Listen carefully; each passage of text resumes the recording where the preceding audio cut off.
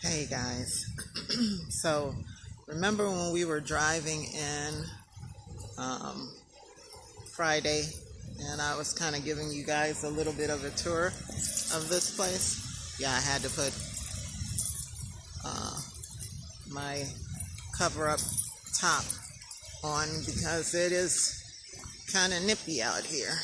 Even though the sun is out, it's bright, it's beautiful.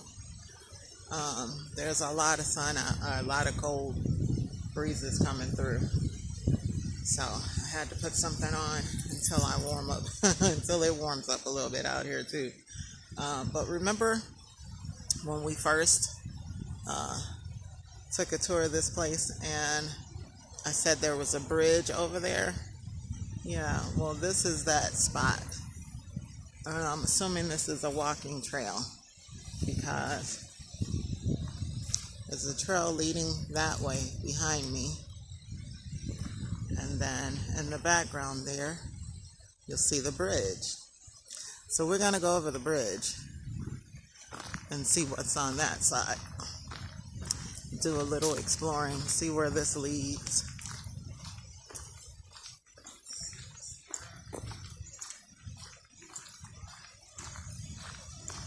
There's a guy over there somewhere on the benches.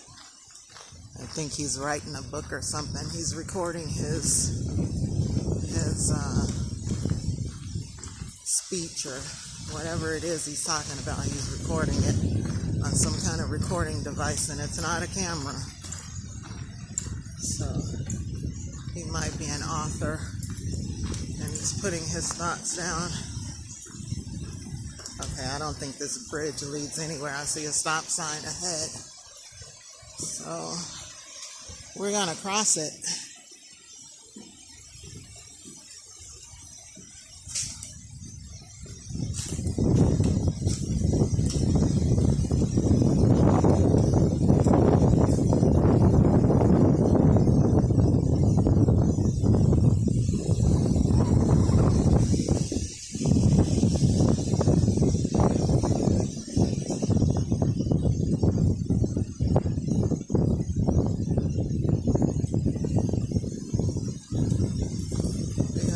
It, then we're more than likely going to turn around and head back in the opposite direction on this trail.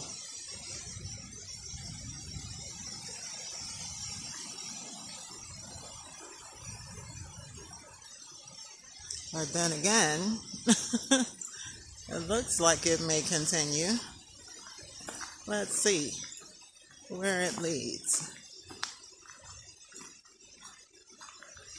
I got picnic tables out here. It did say picnic area. Got the fire pits and stuff. But what's ahead? It says no motor vehicles. And then here's a water well. And the stop sign.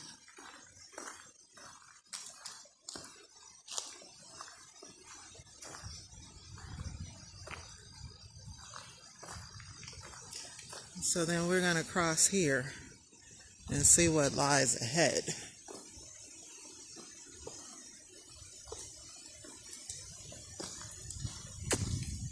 See what's to this little pathway.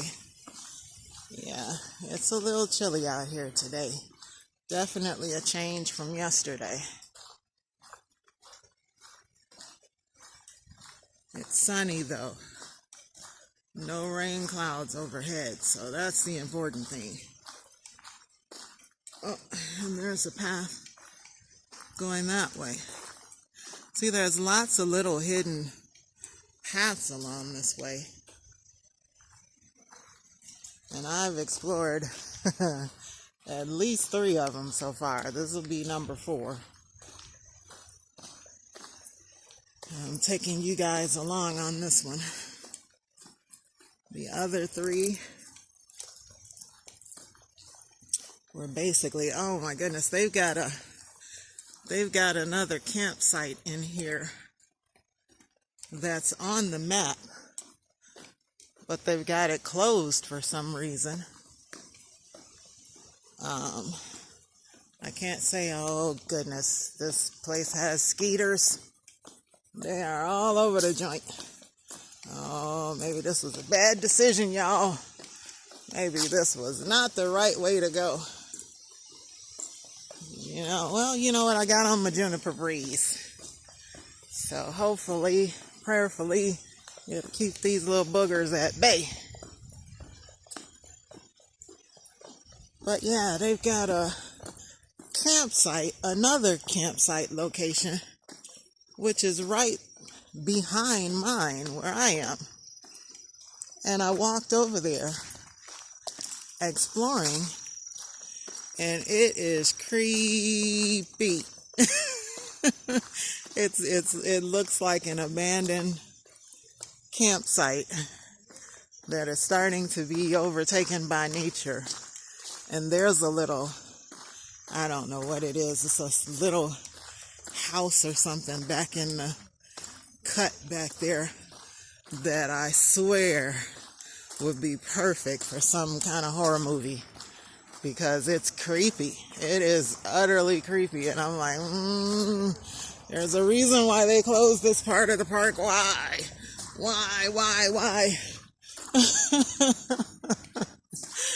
Yeah, so, and the first night I heard the rustling in the screen tent, my mind naturally went to the crazy people in the woods kind of movies, horror movies. I used to be a huge horror fan, so I had a huge collection of horror movies, and sometimes those scenarios pop up in my head. But I'm not a scary person, and whatever would have popped out of them woods, I would have been ready for it. So it is what it is. But yeah, I walked back there and checked out the old site.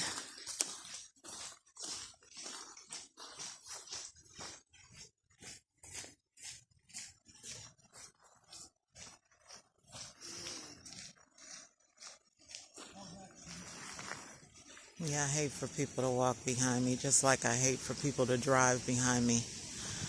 So I stopped just to let them pass.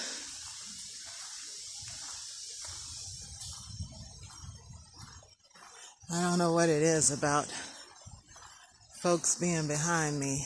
I'm gonna tell the truth. I think part of what it is being a person of color and having the cops follow you so frequently when driving, and it hasn't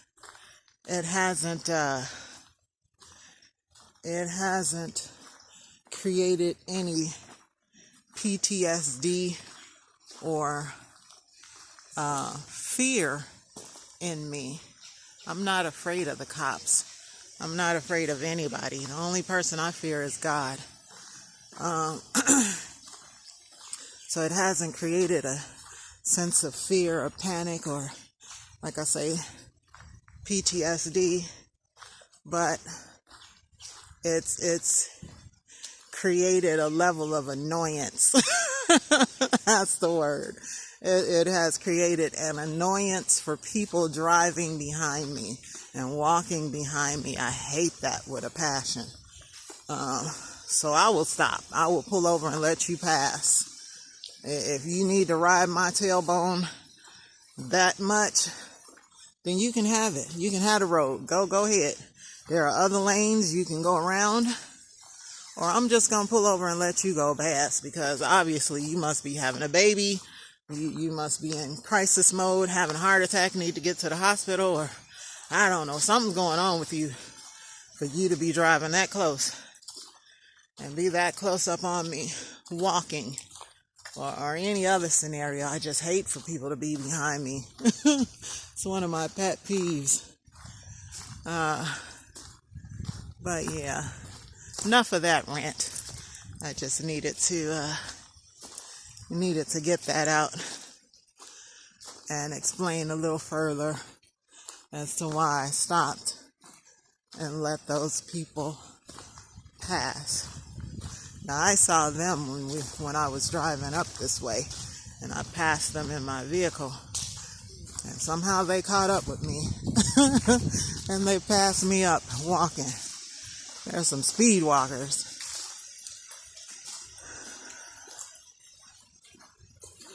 Yes, indeedy. So anyway, I don't even know what I was talking. Oh, I was talking about the horror movie genre. Yeah, I eliminated all of that from my life because I didn't need that kind of thing, that influence or that spirit that comes with watching a lot of horror, a lot of death, a lot of murder, a lot of blood and gore. You know, people don't realize that. I'm going over to this picnic table so I could get these little pebbles out of my shoes. It's the only thing I hate about walking trails is that the little pebbles get in your shoes. Okay, so let me empty out my sneakers and we will continue this little walk. And it seems like no matter how much you shake them out, you don't get them all out for some reason, which is weird and also very annoying. Okay.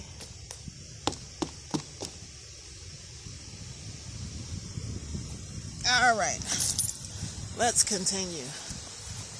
So yeah, like I was saying, people don't realize how things influence you for either good or for bad.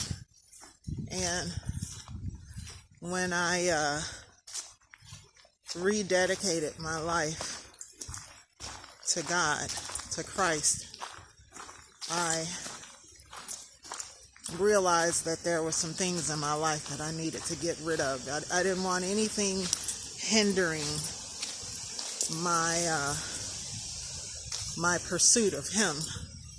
I didn't want anything getting in the way of my pursuit for righteousness and for holiness and for right living, right thinking, right believing. You know, I wanted a clear mind and a clear heart, clear spirit.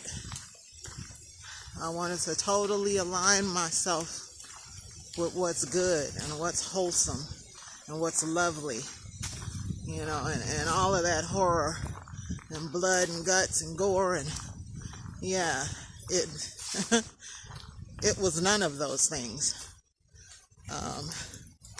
Like I say, even though I thoroughly enjoyed it back in the day, I had a huge collection of horror. Okay, I still have a rock in my shoe that needs to come out. Okay, I think I got it this time. All right. So even though I had a large collection of horror movies and enjoyed them, I got rid of all of them. I threw them all away. I got rid of a lot of videos that I had, including horror. I got rid of a lot of music I used to listen to, a lot of books I've read. I started purging everything because I wanted to. The Bible talks about guarding your gates. And your gates are your eye gates, what you see, your ear gates, what you hear, and your mouth gate, what comes out of your mouth, what words you speak. And I'm not talking about the name it and claim it kind of stuff, you know, profess it and manifest it, and none of that. That's not what I mean by what comes out of your mouth. But your words are not just words. And they affect not only your life, but they could be influential in other people's lives. You think about parents raising kids, and how, you have some parents that are always hard on their kids, and they're telling them, you're stupid, or you're fat, or you're this, or you're that. That stuff affects that kid for a lifetime. And a lot of times, not in a good way. The results of all of that negative speech on your child could have very detrimental effects. A lot of them commit suicide. You have others that grow up with emotional and social issues where they're dysfunctional or don't have the skills to communicate or connect with other people, or they're afraid of adults, or just all kinds of trauma that you create with just your words.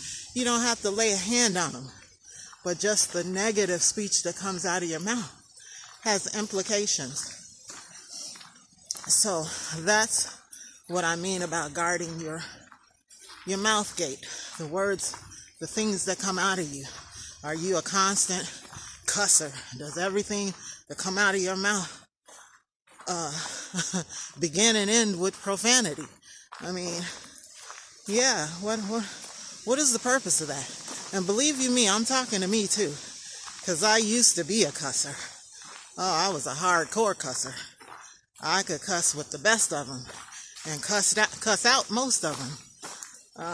But like I said, I realized that wasn't very becoming of a lady, wasn't very becoming of a classy woman. And a classy woman is what I desire to be and is who I am. And so I decided in myself that I wasn't cussing anymore. I'm way more intelligent than the words I was using to communicate. I can get my point across. I can say what I have to say to people, and if I have to correct somebody or let somebody know where I stand, I can do that without dropping F-bombs, without just using my mouth as a weapon, so to speak. Yeah, there's things that we have to guard our spirit from and against. And like I said, there's all kinds of influences in this world, and most of them are not good. Believe it or not, even just because your flesh enjoys it doesn't mean it's good for you. And then people wonder why their lives are so hard. Why they have so many struggles. Why this always happens to me. Why is this not going right in my life? Well, you have to examine some of the things that you allow in your life, some of the things that you're projecting from your life. And you might find the answer to some of those problems, a lot of those problems. Because everything starts with us, guys. Everything starts with us. It starts with our mental state. And that's why the Bible stresses so much about renewing your mind. Because if your mind isn't right, your life ain't going to be right. Your words are not going to be right. Your thoughts are not going to be right. And your life is not going to be right. So it starts with the head. Without the head, the body can't function. The arms won't move, the legs won't move, the organs won't operate. Without the brain source, the motor, so to speak, of your vehicle, which is your body. That car ain't going nowhere. You're not going anywhere. Good morning. Hi, puppies. And so, you cut the head off, the body's dead. So you need to get the head right, and that illustrates the family function. It illustrates the individual function. I mean, it illustrates so many aspects of life. So you got to start by getting your mind right, getting your thoughts right. And that correlates and reaches down to the heart. Those two work together. So if your mind is all screwed up, your head is all screwed up, your heart is going to follow.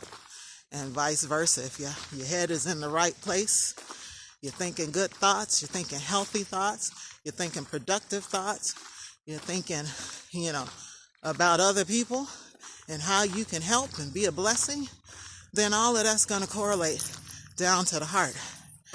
And that's going to extend out like little tree branches to the rest of the body. And like I say, there's a lot of benefits health-wise when you're in the right place, mentally, spiritually, emotionally. You start feeling younger. You start looking younger. You're more energized. You're more enthusiastic. You're more motivated. Yeah, all these things start to take place, and you're not just your inner man transforms, but your outer man too. Your outer core, your body, your health improves. So why not? Why not align yourself with goodness, with those things that are right, those things that are good, those things that are in reality where we're supposed to be in this life. The things that we're supposed to gravitate to, the things that we should naturally want for our lives and the lives of those all around us.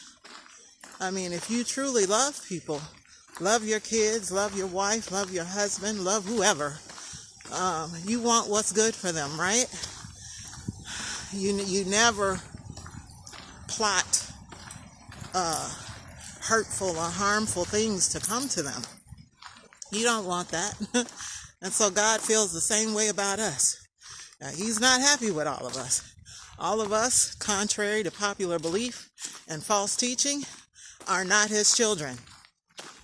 We are not His children. If we don't obey Him, if we're not seeking to follow His ways, if we're not born again in the Spirit, you are not a child of God.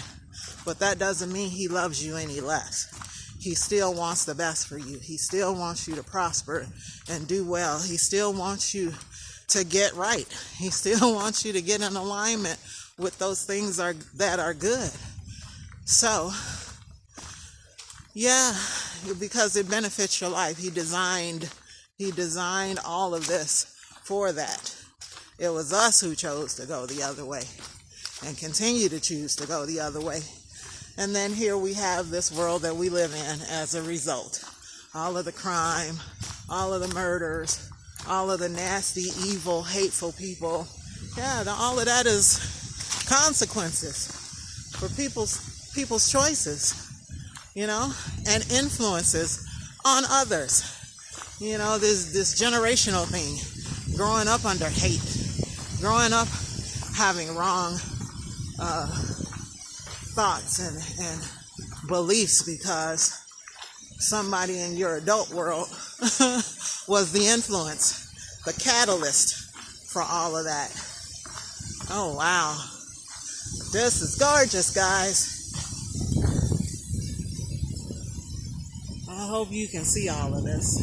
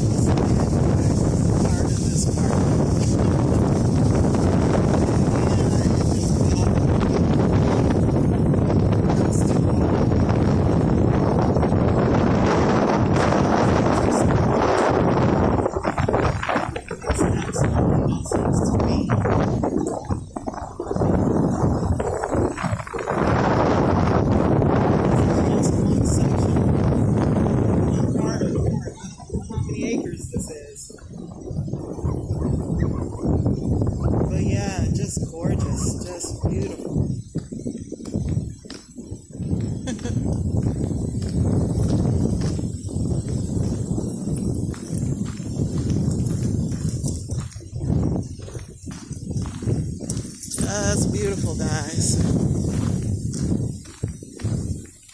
But anyway, like I was saying, life is truly what you make of it. It really is in every aspect. It's what you decide, what you choose to do with it. And I just pray, guys, that you're making the most out of the life that you have. This time is short. It's shorter than you think it is. Our lifespans really aren't very long in the grand scheme of things. So you got trees and you got animals and stuff that live longer than we do. So in these years that we have, if it's 50, 60, 70, 80, 90, if you're blessed enough to make it to the hundreds, great. But do something with that time. Do something with this life that we've been given. We've been given a grand opportunity. And I'm not saying become the president of the world. I mean, if that's your aspiration, hey, have at it. It's not mine. I don't want to president anything. Well, except for my own company. But, yeah, I'm not saying, go out here and open up a bunch of schools or places to help facilitate people in need. I mean, that's great if you can do that. If that's your calling, if that's your gift, if you're good with people and you love people on that kind of level, then great. Do it. Do it. I encourage you. But I'm saying to the general public, I'm not saying you have to do grand things in this life in order for it to matter or for it to count. But just your everyday, daily steps. Doing something that's not only going to benefit and better you as a human being, as a person, individually, but that's going to branch out again and reach other people in a positive way. That's what you want, man, out of this life. This life isn't all about me. It isn't about being selfish. It isn't about my wants, needs, desires, and fulfilling my flesh. No. It's more to it than that, guys. At least for me. And I hope that that is the mindset and heart set of a lot of you as well. That you want to make a difference.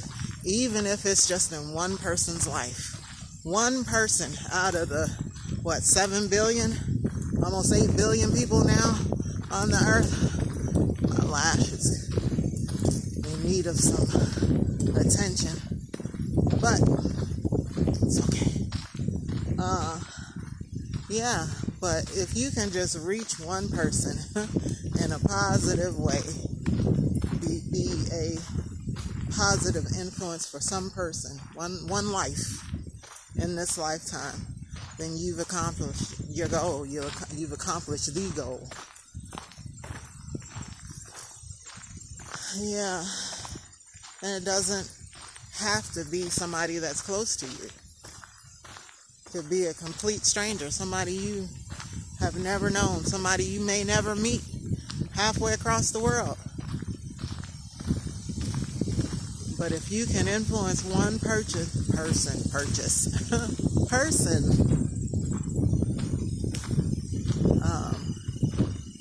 wow, we've got a fork in the road here. I can either go left, right, or I can go that way.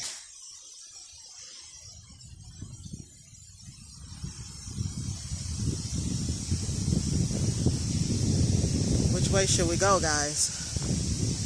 I think I'm going to stay straight ahead, which is the way we were coming. Ooh. It is windy. I could probably get that kite up today. That's one of the things I've not been able to accomplish since I've been here. I put the kite together, but being able to fly it has still eluded me.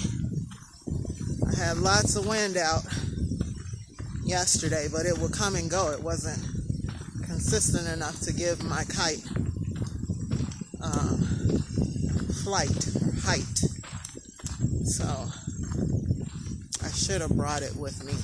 This would have been a perfect place to try to fly it in all this beauty. Yeah, I could set up the tripod and let you guys watch it fly.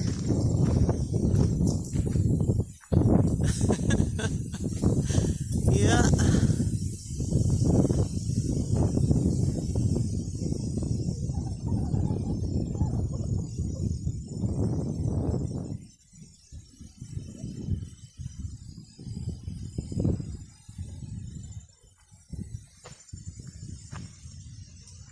Try to be a good camera person for you guys so you're not missing all of these beautiful views.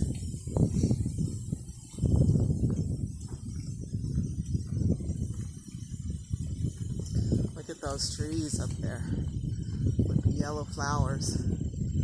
Gorgeous. Gorgeous. Sun is coming out again. Look at the clouds in the sky. Just gorgeous.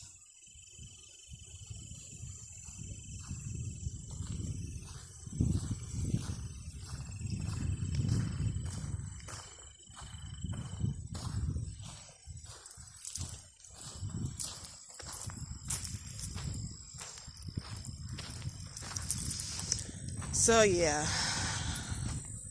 enough of my yammering, yapping on. I just felt a need to express those things. And I hope it hit home. I hope it hit home with some of you. I hope you realize that this life is not about ourselves and that we're called to much more. We're called to be more. And we're called to do more. And hopefully that doing more and being more is in alignment with good and not more wickedness that this world is saturated with already. We need more kindness. We need more goodness. We need more people with the right kind of heart. Hi. And right kind of mind and right kind of motives in this world. Those that are not ego-driven, money-driven, sex and lust-driven, you know, that are about good things. Doing good things, being good people, and loving other people, you know, caring about the welfare of others, not just self, not this self-preservation, it's all about me kind of thing. Look at that little guy. Hello, you. Say hi to my viewers. You're on camera. Strike a pose. You're like, I'm just stopping because I don't know what you're going to do, lady. You're looking mighty strange. Yeah. So, let me get this guy out of the road so nobody runs over him. Him, her, whoever. Come on, little guy.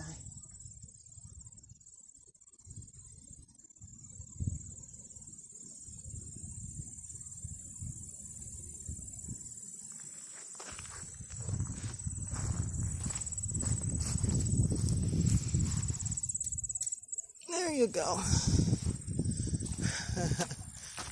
Didn't want you to not see him. You got something? Yeah, a little caterpillar. I didn't want him to get stepped on. Oh, So I've been seeing so many turtles. really? Yeah. On this path? Yeah.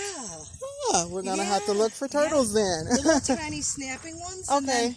then just regular big ones. Oh, wow. Yeah. Okay, I'll look for them. Thank you. You too. All right. Let's look for turtles, guys. See if we see any.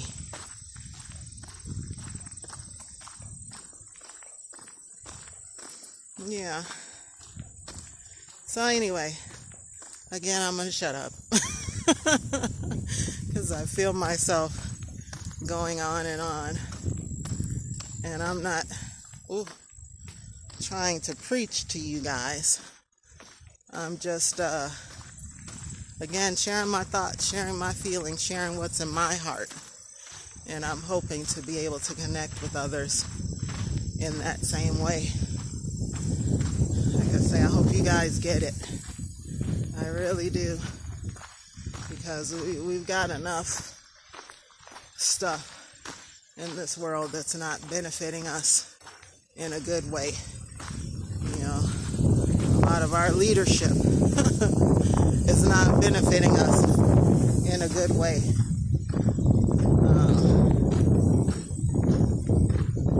But even in our homes and in our relationships, there's a lot of turmoil. There's a lot of stress. There's a lot of unnecessary drama. And so, believe it or not, that stuff, it extends outward. So we want to start at the core. We want to start with us.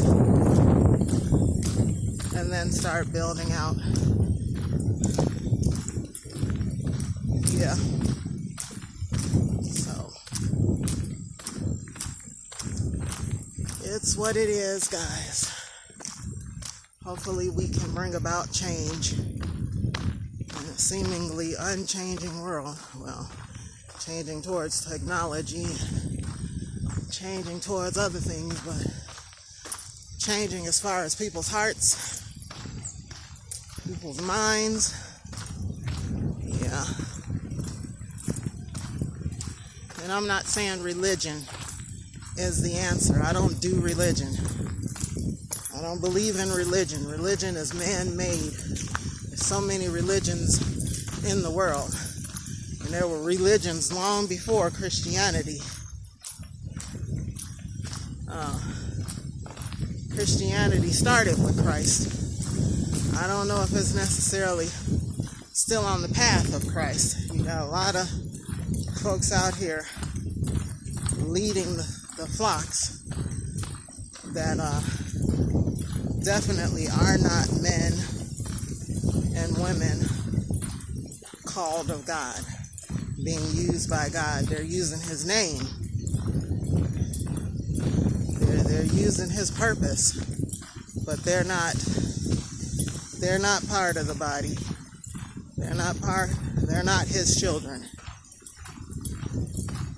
And they're leading lots of folks astray, and they're just adding fuel to the fight for those who don't believe in God, don't believe in Christ. They're just giving the opposing side, the enemy side, ammunition.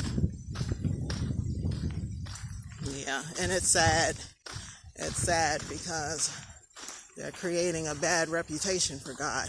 They're creating a bad reputation for Christ and His followers. Yeah, religion is not the answer, but definitely knowing the Creator for yourself, knowing His Word and having a relationship with Him is key.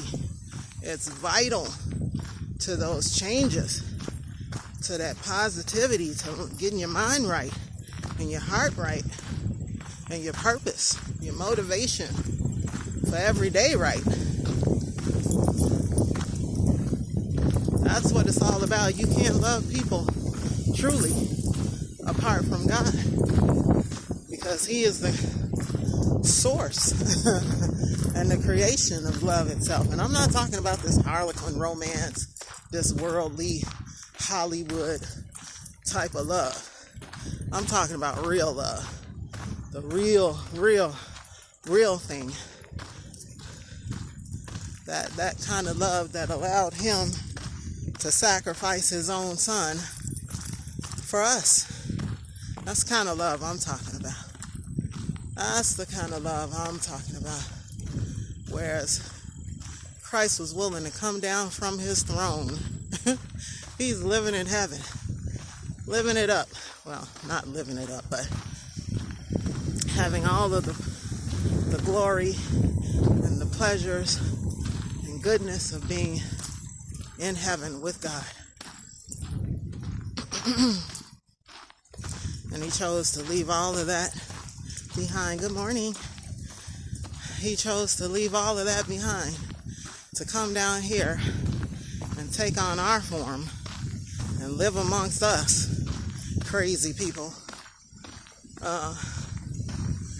so that we can be reconciled with the Father, so that we can once again have connection and relationship with the Father. He took on our punishment, the punishment that's due to us for being disobedient, for walking and doing things our own way. There's a cost for that. There's a price we're ultimately all going to have to pay, whether we like it or not. It's the reality. And so, because God loves us so much, he made a way for us to escape that punishment. And he took it on himself. He took on the punishment that we deserve, that we're to get. I heard somebody say it this way, that Christ went to hell so that we don't have to. He paid the cost. God is the judge.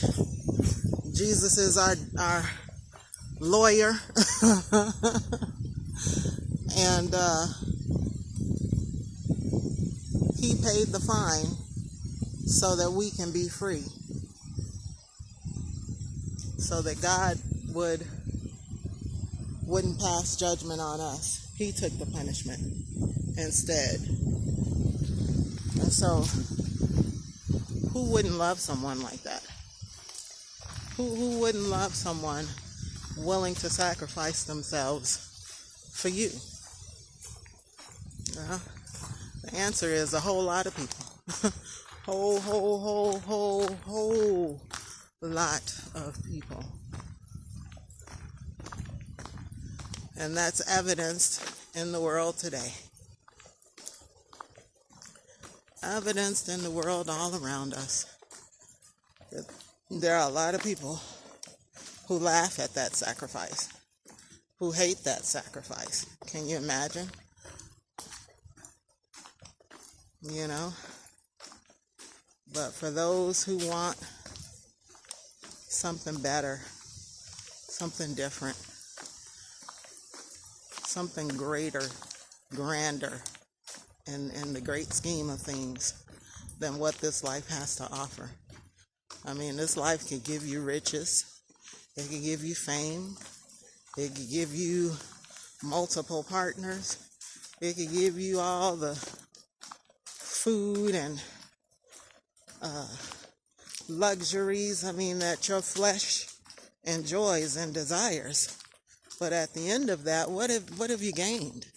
What have you got, really, other than fat and lazy and spoiled and selfish and arrogant and prideful and, all of the descriptions of things that are not good is what you gain from all of that. But when you align yourself with a God who has a plan and a purpose for your life that's richly rewarding, fulfilling, purposeful, full of goodness, full of love, full of prosperity. And again, I'm not talking the prosperity gospel. You're going to be a millionaire. You're going to have this big mansion and all that kind of craziness. I mean, not saying that God can't do that. He has. He's done it for many. But he knows who he can and can't give that kind of stuff to. Not everybody can handle that. So for some, that'll be the very thing to pull you away from him. So he knows who can handle that and who can't. Abraham, he could trust with that. Lot, not Lot. Well, Lot too. Lot was pretty good, well off. I'm thinking of Job. Job, he knew he can trust Job with that. You know, and even people in modern day life have been blessed abundantly by God. But their hearts are in the right place. Their minds are in the right place. And they know that these material items are temporary. You know, they're just tools.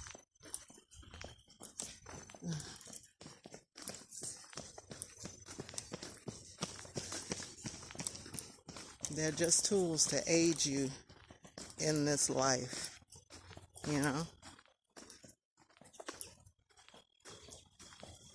They're not what motivates you. They're not what make you happy. They're not what fuels you. They don't give you life. They can't get you out the bed every day. Might get you out the bed a little more excited, a little more comfortable, but they're not the thing that gives you each breath that you take, or the mobility to move those arms and legs to get out of bed and embrace the day. No. But once you're up and you're about, you can enjoy those things. They're part of the enjoyment of this life. They're part of the tools that you use to operate in this world system. So, yeah. There's a reason and a purpose for everything, guys. And like I said, a lot of what our lives consist of, where they're going, is heavily dependent on our choices. Heavily dependent on our choices. And so we have to be conscious of the choices that we make. We have to be conscious of the thoughts that we think before we make the choices. Because all of those things lead to our actions. And our actions ultimately are what we will have to give an account for. What you chose to do, even though your intention was this, what you did is what matters. So, yeah. But like I said, as we're traveling along this path, and it is getting warmer and nicer out here by the minute, I'm just having these thoughts, and I thought I would share them with you. You guys are my video family. And if we can't talk about everything as family, then I don't know what to tell you. Maybe we're not family. Yeah. Yes, indeed. And I'm not saying that you have to agree with me either. Family doesn't always agree. But we still love each other at the end. We find a way to still be family, regardless of our differences, regardless of our disagreements. We still love each other no matter what. And even though I don't know some of you personally, I know some of you I do. But for the others that I don't know personally, I still love you too. I care about you. I care about your welfare, and that's why I'm having these little talks with you. That's why I share my thoughts with you, because I care about what happens to you. I care about what path you're on in life. I care about what decisions you make, not just for yourself, but for your family and for those that you love and care about. I care about all of that. You know, that's because God put that in me. You know, that's not my nature. I don't think it's any of our nature by you know, natural instinct or natural way.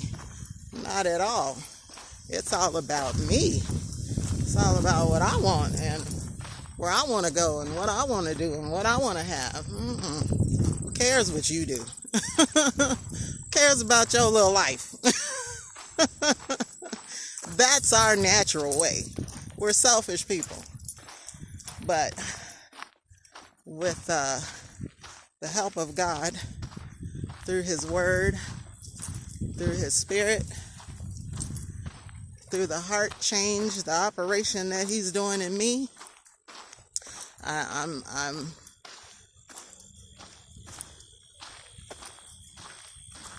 I'm starting to, well, it's not just starting. I've started a while back, a long time ago, caring more about others and what happens to them, their life path and their decisions, and how can I be more of a blessing to other people? How can I positively influence others? You know, what am I called to do as far as people are concerned? So that's where my heart is. That's what motivates me. Even with this planning to live on the road and travel and do all of that, yeah, I'm going to get some enjoyment out of it. There are things moving about in the brush, and I'm trying to get a glimpse of what some of them may be. They're rabbits or squirrels or old possums, or I don't know. But I hear movement. Yeah, and you know I'm an animal lover, so I'm trying to get a peep of whatever may be out there. Yeah. But ultimately, guys, that's what life is all about for me. This whole journey of wanting to get on the road and be free. I want to be free from this system so that I can be a bigger blessing to other people. I don't have to be sapped of my energy and my efforts every day, punching a clock, working for some corporation or some individual and making them wealthy. You know, I could use my energy to help other people. I can use my energy to cultivate long-lasting relationships. I can use my energy and my time to serve in greater capacities than sitting at the house, sleeping, watching TV, eating, you know, occasionally going out and going to work every day. Yeah, which is a big chunk of it. And then monetarily, my money will go a lot further so that I can help more people. I'm not spending it on rent, mortgage, utilities, property taxes, insurances, licenses, and all these other things that this world demands of you in order for you just to live every day. Yeah, I don't want that.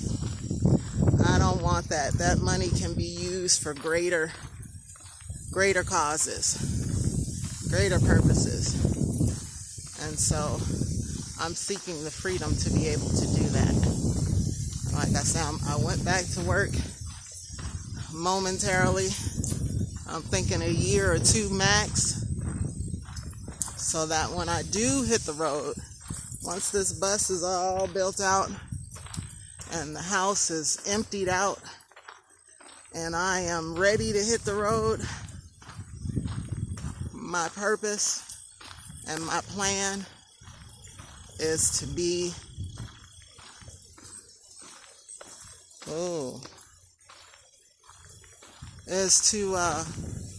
focus all my time, attention, and monetary gains towards building a deeper and more committed relationship to God and to people. That's it. That's all. Nothing else.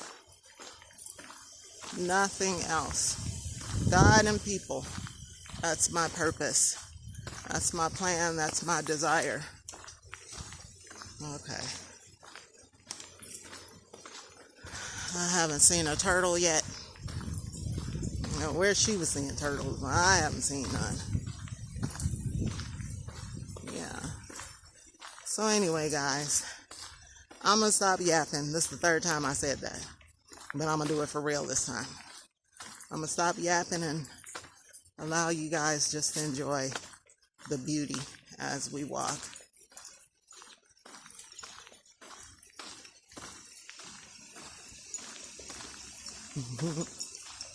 Morning. Hi.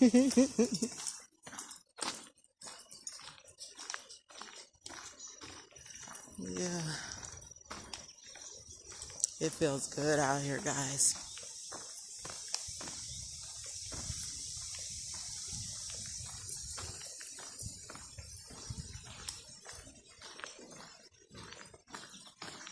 Would have been nice if some of my friends could have made it. Even my coworker, the guy who was at the barbecue video at my friend's house, the tall, dark-skinned guy in the background. He had even talked about coming up here either on Saturday or Sunday to hang out with me. He was going to bring his son, but I guess he couldn't make it. Guess he couldn't make it. He said he loves camping. Haven't been camping in a while. And so I told him, I said, hey, you're always welcome to come hang out with me. He was like, yeah. So I didn't hear from him, and I wasn't going to call him because I don't know what he's got going on this weekend. So if I didn't hear from him, obviously he couldn't make it. So maybe another time. It's not a big deal. But I know one thing, I have thoroughly enjoyed myself. This weekend has been great other than the weather. This doggone rain and cold and high winds. But I must say, for the most part, this trip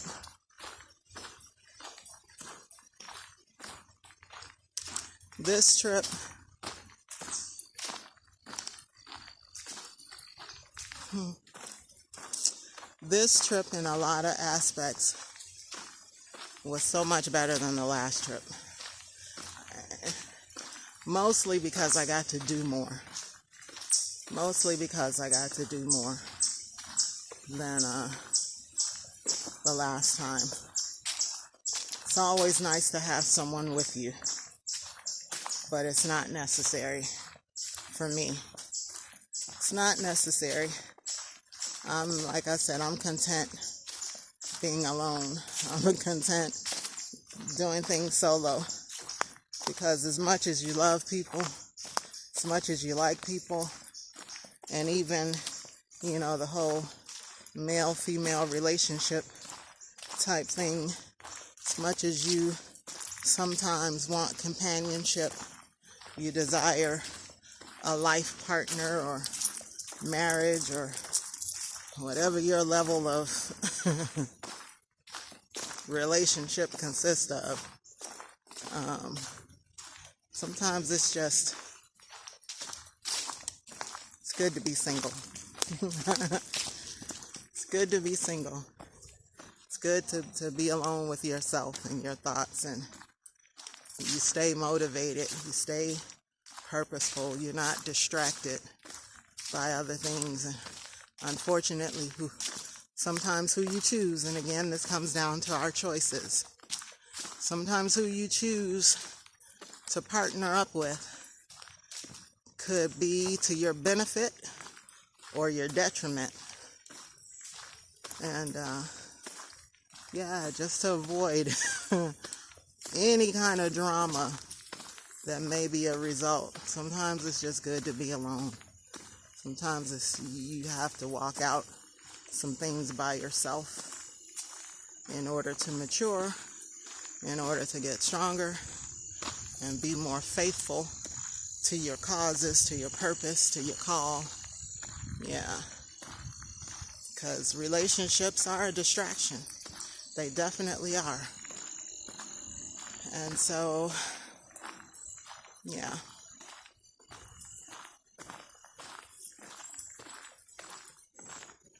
And they're an investment. And if you're not willing to wholeheartedly invest, if your heart isn't in it, your mind isn't in it, you're not physically, mentally, emotionally, and spiritually willing. I wonder what this wall is that they've got linked all up around here. If you're not ready, and let's just be honest with ourselves, if you're not ready, truly ready to be in a relationship, then you shouldn't even pursue them. You shouldn't allow yourself to get involved in them. And I'll just be honest, this is just my personal opinion. You don't have to agree, but I think there's a lot of people out here that are not ready to be in relationships, that honestly should not be in relationships, because they're not emotionally stable, they're not in the right mental state, they're consumed with life and the pursuit of personal gain. It's about my flesh, it's about what I want, it's about what makes me feel good, and if you don't make me happy, you don't keep me happy, then I'm gonna X you. You're out of here. Yeah. A lot of people aren't ready for relationships. A lot of people aren't ready. That's why you have so many broken marriages and so many dysfunctional relationships, because people weren't ready. They're not partner material. They haven't grown up. They haven't got out of their selfishness. The pursuit is always me, my. And you would think that after people reach a certain age, that's why it's never about age.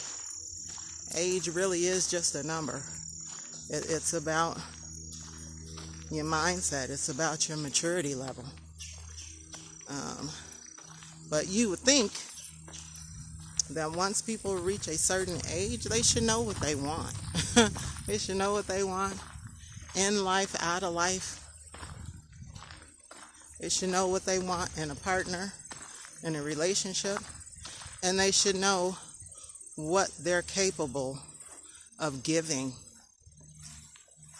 And that's huge, because a lot of people don't want to give up much of anything. A lot of people don't want to sacrifice nothing. But they want you to make all those sacrifices. They want you to do all the giving, and they want to be able to sit back and reap the benefits of your sacrifices and your giving and your loving and your trust and your, all of that, while they give you peanuts, breadcrumbs. Yeah, a lot of people aren't ready. A lot of people should never be in relationships, ever. But they do, because they're selfish. I don't want to sit on this bench. It's probably got 1,000 spiders in it. And we don't do spiders.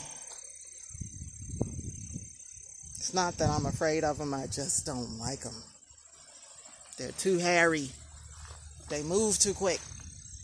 All right, we're going to start heading back. Yeah. So that's just my thoughts on people in relationships. It's just, this world is just too full of selfish folks that are not ready and probably should never be in a relationship with other people.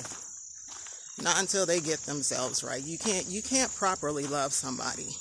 You can't properly be there for someone. You can't properly. You can't be qualified and ready to be a spouse or a partner to somebody if you're screwed up. Let's just be honest. If you got a bunch of issues that you haven't worked out yet, you're going to drag that into a relationship with somebody else and think that having sex and cuddling up and sharing a house or apartment or whatever is supposed to fix all of that? That's not reality, people. It's a Band-Aid for your flesh. That's all it is. That's simply to appease the God of your flesh. Because your flesh, for a lot of people, is their God. Yeah. Yes, indeedy. You just want somebody there to cook and clean and see about taking care of all of your needs. Or somebody who's going to lay you down every night, 2, 3, 4, 5 times a day. Whatever. Whatever whatever it is that you're seeking from companionship, that's really not about making a commitment. Yeah. It's all gonna fall to the wayside anyway. It's not gonna last very long. So why even go there? Why waste your time and waste their time and energies? You know, just be single. Do your own thing. Walk your own path.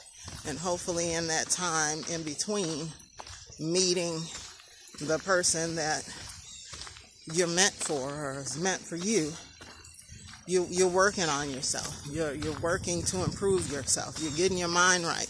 You're getting your heart right. You're working out of that selfish mindset modes that this life is all about me. My planning for my life is all about me. That doesn't include a partner. Just every now and then I'll hook up with somebody. That's selfish. That's extremely selfish. So, if you want to do you, and you're not looking to make any kind of commitments, leave folks alone. Leave other people alone. Let them live their lives. Because you potentially could be blocking them from meeting the person that they're supposed to be with. Messing around with your self. Wasting their time with your drama. Let them be. And let them live their lives in peace. So that they can cross paths with who they're truly supposed to be with. And they won't have to look back 10, 15, 20 years down the line and see how much time they wasted with you. Going nowhere. Going absolutely nowhere. And that's just, that might sound harsh. And I don't intend for it to be harsh. I just intend for it to be understood that it's a truth.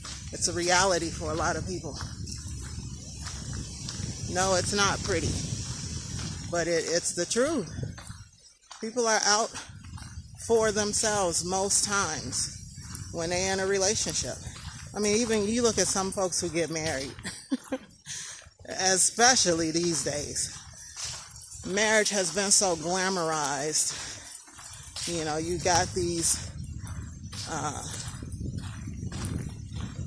reality shows and these TV programs and these movies, and you got even some of these YouTube channels where everything is focused on the wedding. This big extravagant wedding, this big luxurious dress, and how big is the rock on her finger, and all of this stuff that glamorizes the idea of marriage, but puts no emphasis on the work that's necessary in the relationship.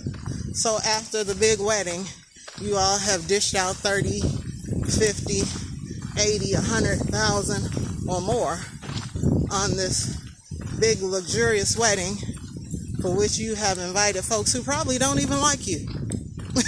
They just came for the free drinks and hopefully to find somebody they can hook up with for the night. I mean, that's the reality. That's how this world, worldly people, that's how they act. That's what they do. And so after you put on this big extravaganza for folks, now you are alone with this person to live out the rest of your days. And in a lot of scenarios, like I said, you were more prepared. You did more research.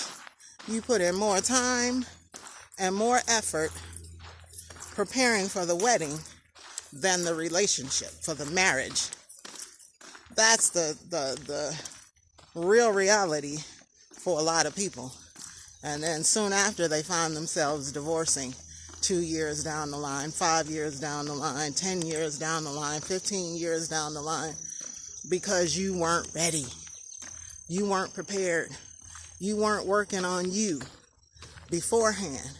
And you didn't choose somebody who was working on themselves either. You just fell in love with the beauty or the booty and let's get married. Let's get married. Yeah, but you really didn't have much in common. You really didn't have any kind of plans or goals. You really weren't in the right head space or heart space. And so now you've linked up with somebody who's pretty much the same. You know, you guys have your differences, your pluses and your positives. But mentally and emotionally, y'all pretty much on the same level. So when you put together two selfish people, two unhealed people, and see, that's the thing about marriage too that people don't realize. Marriage is a catalyst, or is supposed to be. It's a vehicle to bring about healing to two broken people. And if you enter it the right way, you go about it the right way, you guys are both on the same path, same journey with it, then you can get to that healing. But a lot of people don't reach that healing because they go in two broken people and they stay two broken people throughout the relationship because they're not seeking to learn how to forgive. They're not seeking to learn how to be sacrificial for your partner. They're not seeking how to serve one another. It's just all about me. You know, you're here to make me happy. I married you for you to make me happy, for you to do what I want you to do, go where I want to go, get involved in the things that I want to get involved in. And if you don't do those things, you're out of here. I'm going to see somebody else or see multiple somebody else's. Yeah, and I'm going to do my own thing and still stay married to you. Or I'm going to divorce you and get another. So yeah, it's the unfortunate reality of this walk of life with a lot of people and why people find themselves in the relationships that they're in, you know. And then, like I always say, another aspect is you don't spend enough time truly getting to know each other before making the decision to get married.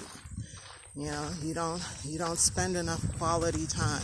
You're always in the sack. You're always, doing little things that are not quality. You know,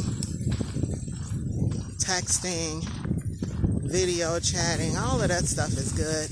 Those are good tools, good instruments, but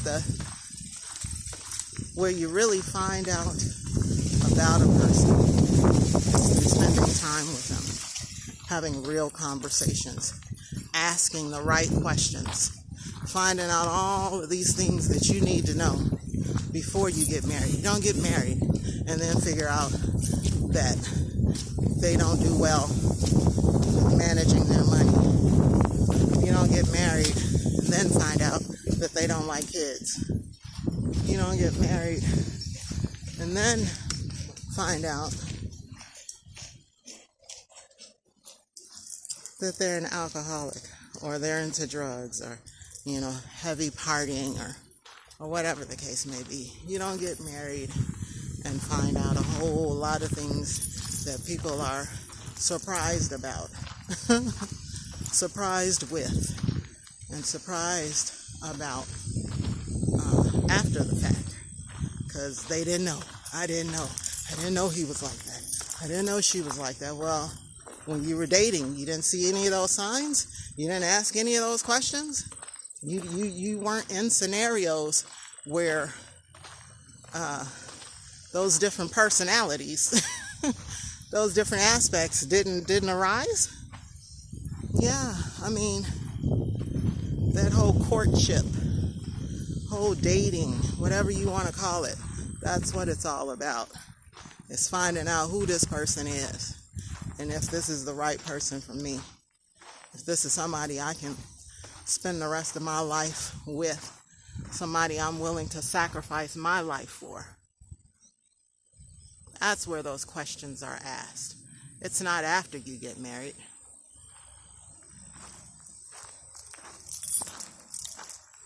Yeah, that's how you avoid divorce court. That's how you avoid having a lot of the heartaches and the drama that you expose yourself to by coming into relationship with people you really shouldn't be with. That's why for many years I have chosen to be single. Like I said, I've been engaged maybe 4 times. Yeah, 4 times in my life. And it's not that these guys were horrible people. I mean, they were pretty decent. Yeah, they had their issues, just like I had mine. But in my heart, I knew these were not the guys I was supposed to be with. Not for a lifetime. And so I broke off the engagement because it just didn't feel right. It wasn't right. And I'm so glad. I'm so glad looking back now and looking at where they are now and what they're doing. I'm so glad that I didn't go that route. God has somebody for me. He does. I believe that with all my heart. And it's sad that I've had to live so many years before I was truly willing to just surrender that to him. I've been making my own choices, doing my own thing, and not asking, and not depending, and not relying on him to lead me to the right people. I've just been opening up my heart to folks I know I should not have. But because I am the kind of person that I am, I try to give people the benefit of the doubt. And so I'm learning just to be patient and wait on God. Life is so much easier that way. Like I say, you avoid a lot of pitfalls, a lot of heartache, a lot of brokenheartedness, a lot of sadness, a lot of drama. All the negatives that come with being connected to some people. You avoid all of that if you just stop and you just patiently wait. And in the process, in the meantime and in between time, you focus on working on you to become a better person. You allow God to prepare you to be a spouse, to be a husband, to be a wife. Because believe me, it's work. It ain't all, like I say, the Harlequin romance and the fairy tales and the Hollywood hype. It's not all of that. It's work. I mean, it can be some of that. Don't get me wrong. You can have all of the romance and all of that too. But it comes with much work and much sacrifice and much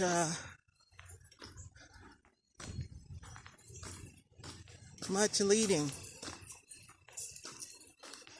Yeah. Yes, indeedy. When I finally get married, there will be 3 people in my relationship. My husband and my God and myself. Now, if he has any kids, then that'll be extra. But for the most part, it'll be the 3 of us. And those 3 cords cannot easily be broken. So, yep. I need some water.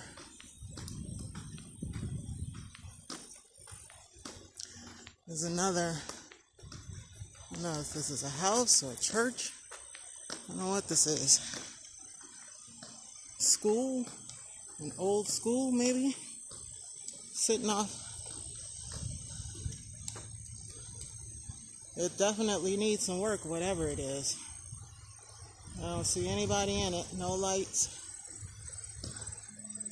You know, it's amazing how many empty properties there are around the U.S. Just not being utilized, just sitting, abandoned. And you talk about a housing crisis, you got homeless people everywhere, but you got, even in some other countries, you got whole cities that are empty. Nobody's in them, but you got homelessness. How is that? I don't understand that concept. How do you have all of these empty buildings that nobody's occupying? They're just falling down around you. But then you got all of these homeless people on the streets that you don't want on your streets or on your blocks or in your neighborhoods, but you refuse to provide housing for them in a lot of these empty, abandoned places. You can fix them up to where they're livable, or the people themselves as a community can fix it up. And then they have a place to stay and your problem is resolved of people being on the streets in your neighborhoods, little tent cities and all of that, making an eyesore on your lush, rich neighborhoods. Yeah. You got all this empty property. And I guess because you can't charge these people rent for living on these properties, you would rather they be empty than to do the right thing and provide housing for people. Again, this is the world that we live in, people. This is the world that we have created by our individual and collective choices. Yeah. Yes, indeedy. I want no parts of that. No parts of that whatsoever.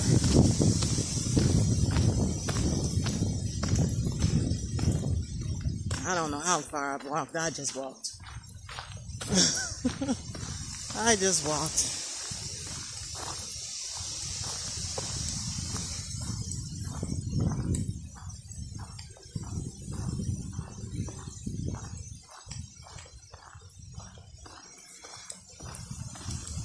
So it was all downhill going. Now it's all uphill going back. So, still not a turtle in sight. Not a one. He must have been running somewhere that I have not ventured to yet. I don't see no turtles.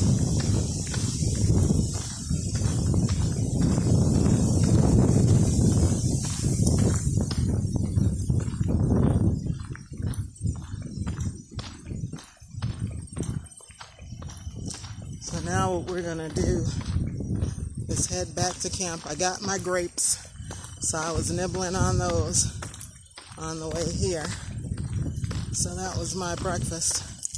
I still have some grapes, so I'm probably gonna nibble on the rest on the way back, and that'll be my lunch.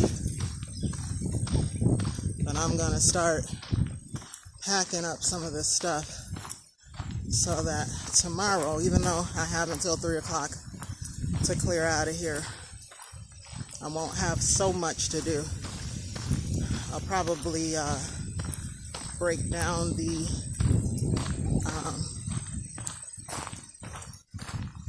what do you call it? The screen house, the screen tent, and put that back inside the cargo carrier. And then hopefully that'll help keep the raccoons away tonight. Just not having that room set up. So all of that stuff can go back inside the cargo carrier and the back of the truck. And then tomorrow, all I have to do is break down the sleeping tent and all of the contents inside of it.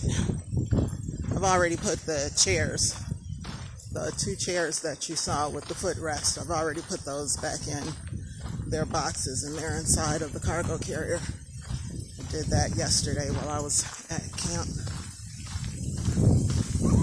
So that's already done. So I just have to inflate the bed, or deflate the bed. Put all of the linens away, the blankets, the comforter, the pillows, my throw. Yeah, put all of that kind of stuff away. And the cooler. All of that stuff will go in tomorrow. My lights finally worked. I didn't realize. I thought because of all the rain, the solar element wasn't getting any charge.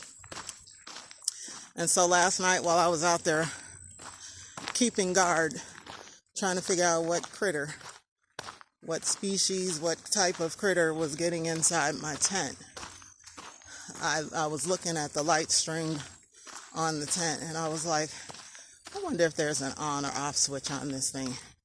So I got out, and sure enough, there was 2 buttons on the back. One was the on and off switch, and the other one controlled what type of light display you wanted. So if you wanted them to blink, if you wanted them to alternate, every other bulb, if you wanted them to, cascade, or, yeah. So you could change, I think it was like 5 or 6 different settings on the back. And I'm like, all this time, I'm sitting in the dark at night, thinking my lights aren't working because of all this rain and overcast, shadows, clouds and whatnot. And the thing was charged. I just needed to push the on button. Yeah. Duh, Sherry. Yeah. So it's working. She is definitely working, and they weren't very bright lights, but they stayed on all night. And so now that we've got sun, I'm praying that it's charging up even more. And then tonight, the lights will be a little bit brighter. And that string, I just got 1 string of lights up. And that string, 1 string of lights, there were 2 strings that came in the box, but I only used 1 because I realized how long it was. I was able to string the lights from one tent to the other tent with no problem. So I wrapped around both sides of the tent, or the tents, period. And then I had a little overhang in the back.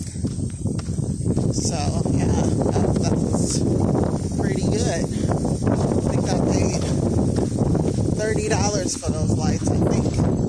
Might have been 20 on Amazon last year before our camping trip. So those 2 strings go a long way.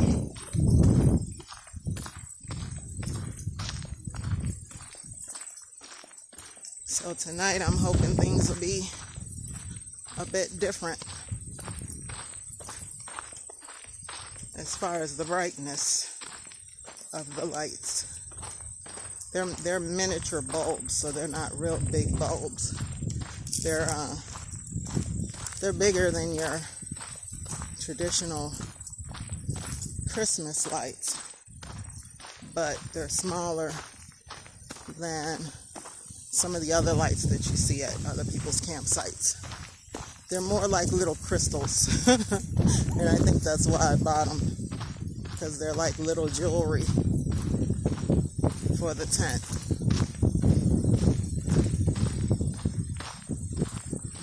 Yeah. Oh, I need to find a bathroom. I need to tinkle.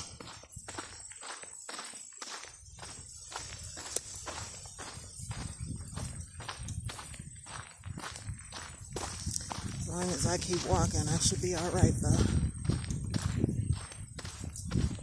And I think if that's not a place to sit, that might be a bathroom over there. Hopefully. I don't like all of these outdoor bathrooms. They're full of critters, and they're basically just a hole in the ground. I like the shower house because it's got regular toilets. Yeah. Some of these places you don't want to touch anything. You don't want to sit on the seat. You don't want to touch anything. Good gracious. And I just don't understand, because these places don't have to be like this. But it's people. Again, people that ruin things, and I just, it really aggravates me, because I'm like, why, people, why must you do these things? Oh, yeah. I went to the shower room yesterday at some point during the day. Good morning. I usually try to get there early.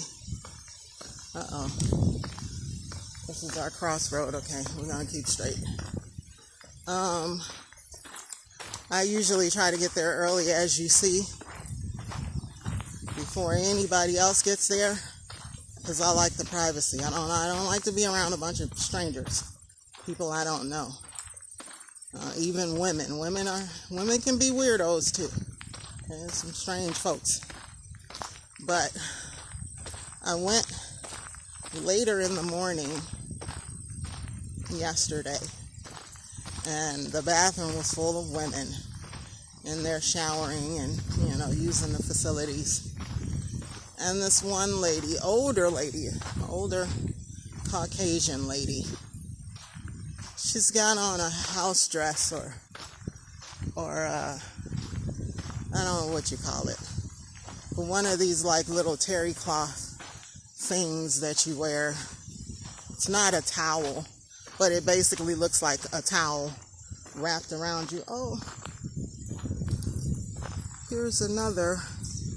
This one's not moving though. You guys see it?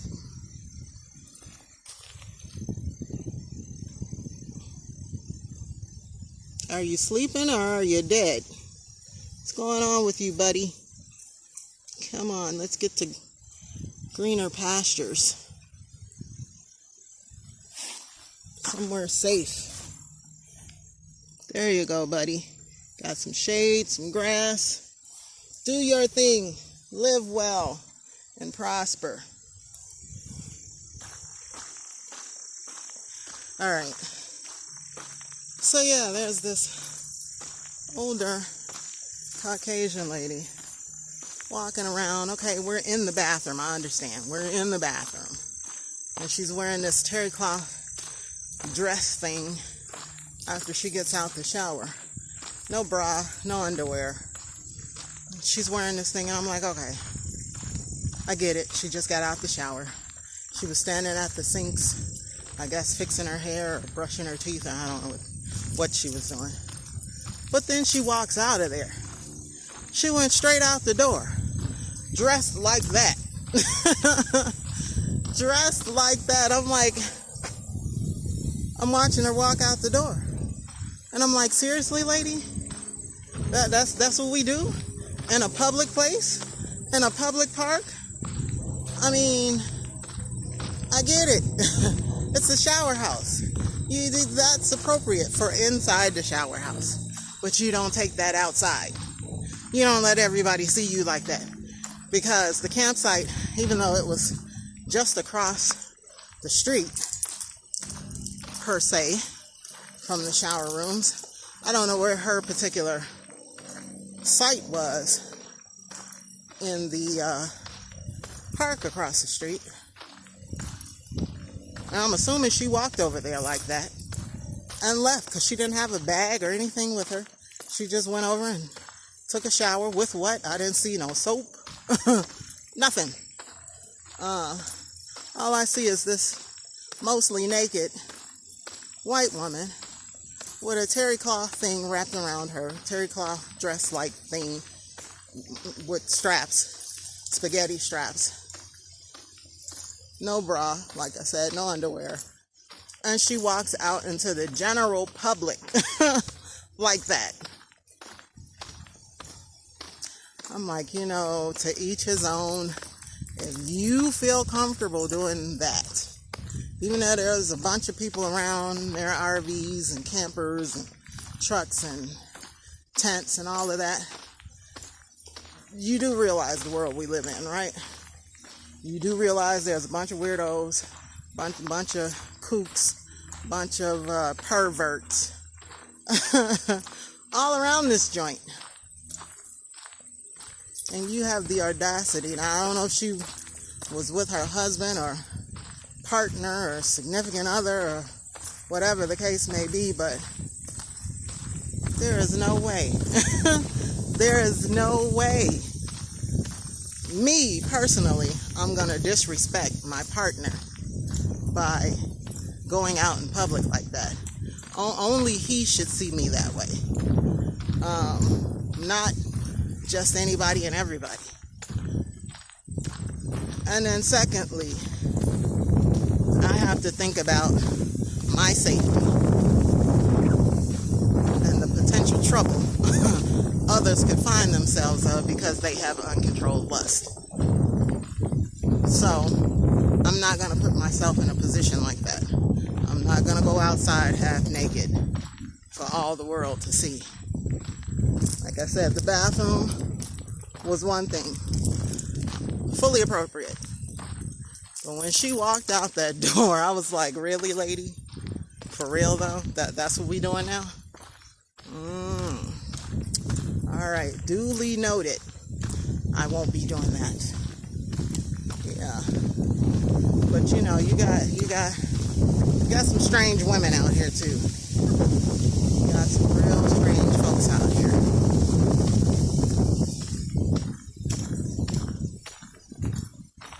So,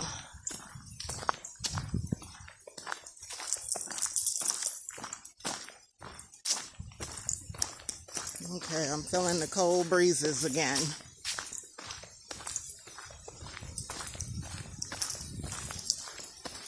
Hope that does not mean more rain. And this is another reason I'm trying to get back to the campsite and get this breakdown done while the sun is out. It's because this weather has been so unpredictable. I want to try to get most of it done So if it starts to rain again, I don't have to worry about it. Everything is dry and packed away. And then tomorrow, I don't know what tomorrow is going to bring. It says sunshine, no rain, but you know how that has gone thus far. So I don't trust the weather. So I'm going to try to get done what I can do while I can do it.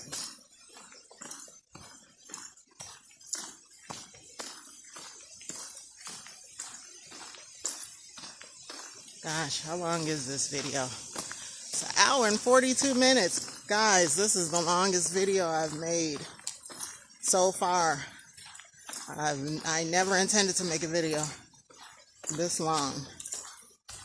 But like I said, I hope this information, what I'm sharing with you guys, hits home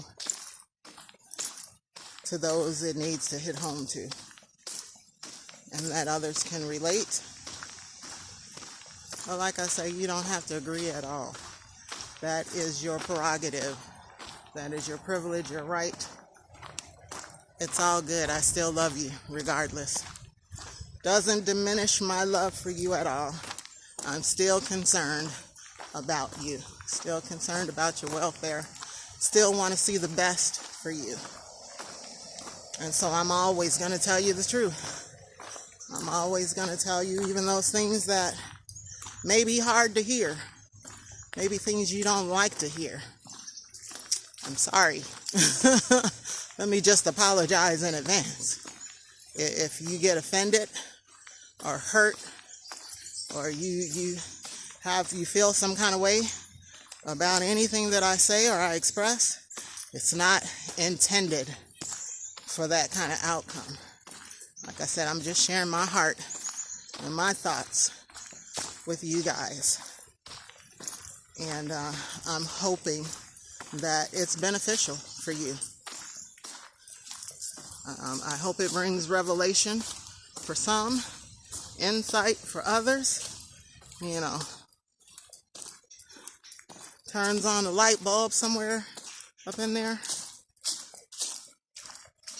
you know, does some heart regulation. Yeah, that's what it's all about, guys. Nothing to hurt you, nothing to harm you, only to help you be better people and to love other people better, or begin to love people if you haven't. Yeah. So, since I've been here, I'll share this with you. I haven't had any issues with anybody. I pretty much keep to myself anyway. And then, like I say, a lot of the time I'm away from the camp, like now, out exploring or doing something fun. But my neighbors have all generally been friendly. I mean, I haven't had anybody look at me weird.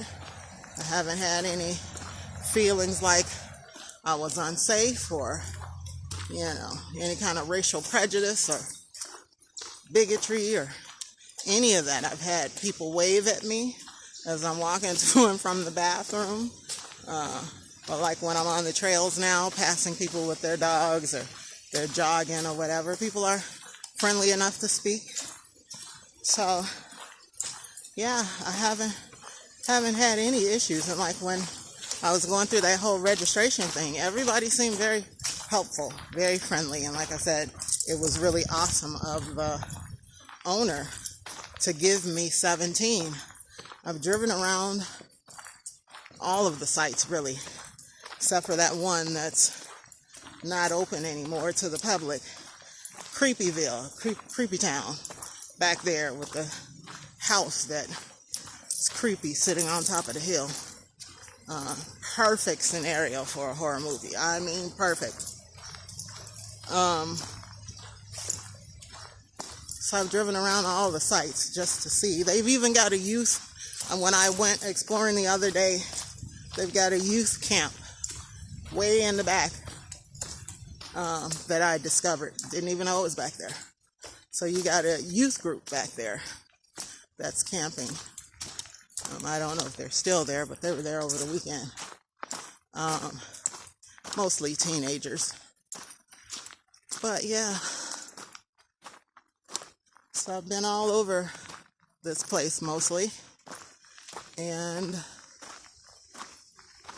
out of all the sites here, I think I like my site the most. That one and 25. I was looking at 25 again, and it's all about how I can configure my tent setup. So if it's not enough space for me to put my tents out, I don't care how nice it looks. It's not going to serve me if I can't put my tents out. It's too small to accommodate.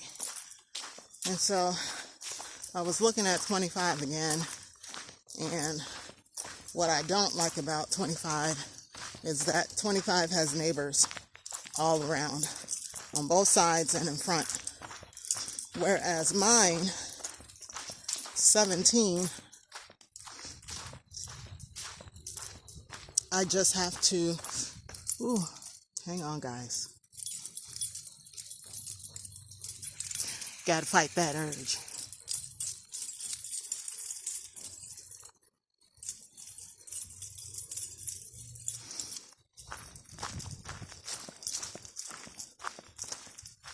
Sometimes that urge to pee comes on real strong, and so I have to stop.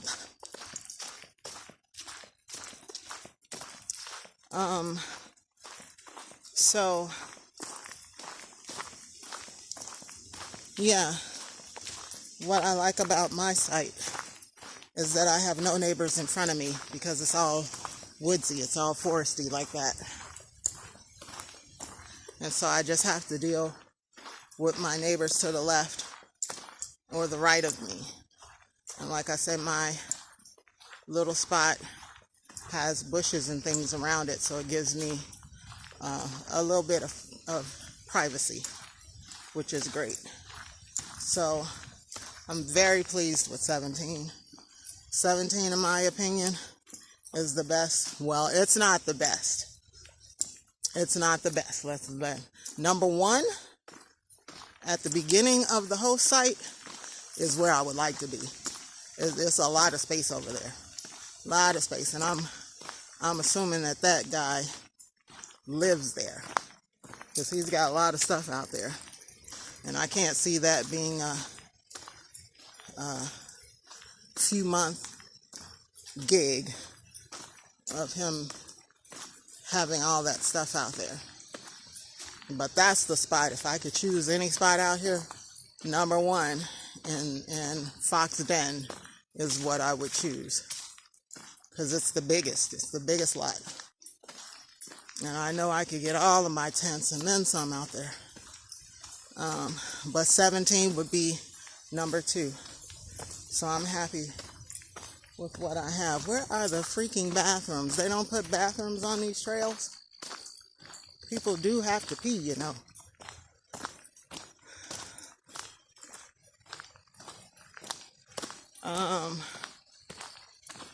And so yeah, I'm looking to see if there's any hidden somewhere.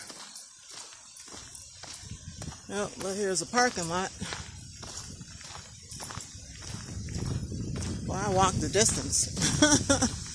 I walked the distance for this video to be 2 hours. Yeah. Okay. So let's try to hurry. Oh, here's the bathroom, guys. Ask and you shall receive. Lord, don't let there be a whole bunch of creepy crawlies in this bathroom, because this is in the cut. Oh. Alright guys, so I'm going to end the video here. Well, and it's all gender. Will not take you inside with me, but I will catch up with you guys a little bit later. Enjoy the rest of your day. I will talk to you again soon. Be well, stay blessed, Don't forget to thumbs up the video. Don't forget to share it. And of course, don't forget to subscribe if you haven't already, and encourage others to do the same. Talk to you soon. Bye.